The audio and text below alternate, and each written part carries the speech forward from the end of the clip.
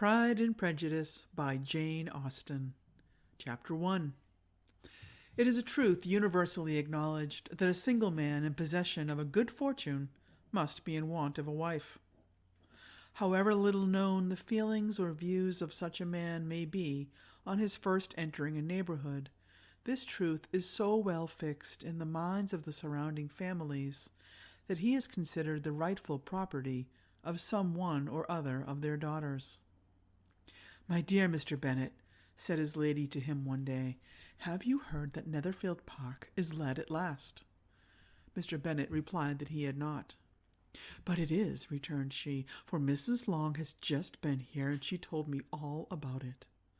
Mr. Bennet made no answer. "Do you not want to know who has taken it?" cried his wife impatiently. "You want to tell me, and I have no objection to hearing it." This was invitation enough. "Why, my dear, you must know. Mrs. Long says that Netherfield is taken by a young man of large fortune from the north of England, that he came down on Monday in a chaise and four to see the place, and was so much delighted with it that he agreed with Mr. Morris immediately that he is to take possession before Michaelmas, and some of his servants are to be in the house by the end of next week." "What is his name?" "Bingley." "Is he married or single?" "Oh, single, my dear, to be sure, a single man of large fortune, 4,000 or 5,000 a year. What a fine thing for our girls!" "How so? How can it affect them?" "My dear Mr. Bennet," replied his wife, "how can you be so tiresome? You must know that I am thinking of his marrying one of them." "Is that his design in settling here?" "Design?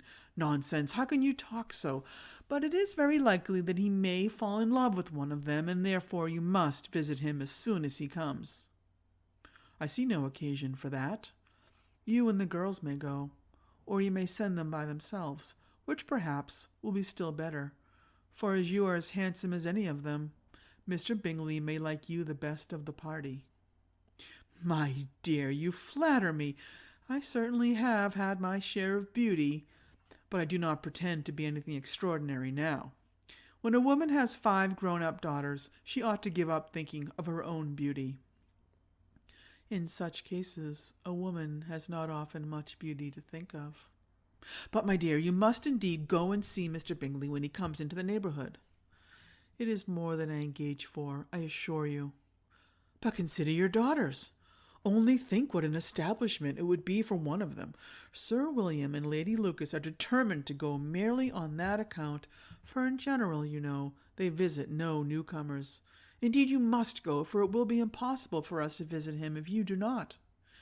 "You are over-scrupulous, surely.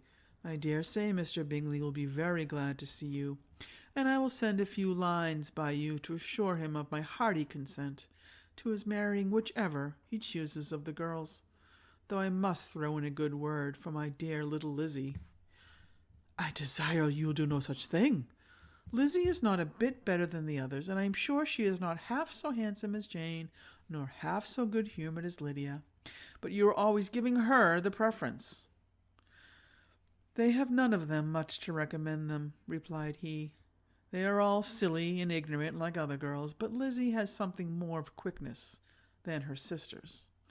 "Mr. Bennet, how can you abuse your own children in such a way? You take delight in vexing me. You have no compassion for my poor nerves." "You mistake me, my dear. I have a high respect for your nerves. They are my old friends. I have heard you mention them with consideration these last 20 years, at least." "Ah, you do not know what I suffer. But I hope you will get over it, and live to see many young men of 4,000 a year come into the neighborhood. It will be of no use to us if 20 should come, since you will not visit them." "Depend upon it, my dear, that when there are 20, I will visit them all." Mr. Bennet was so odd a mixture of quick parts, sarcastic humor, reserve, and caprice, that the experience of 23 years had been insufficient to make his wife understand his character. Her mind was less difficult to develop. She was a woman of mean understanding, little information, and uncertain temper. When she was discontented, she fancied herself nervous. The business of her life was to get her daughters married. Its solace was visiting and news.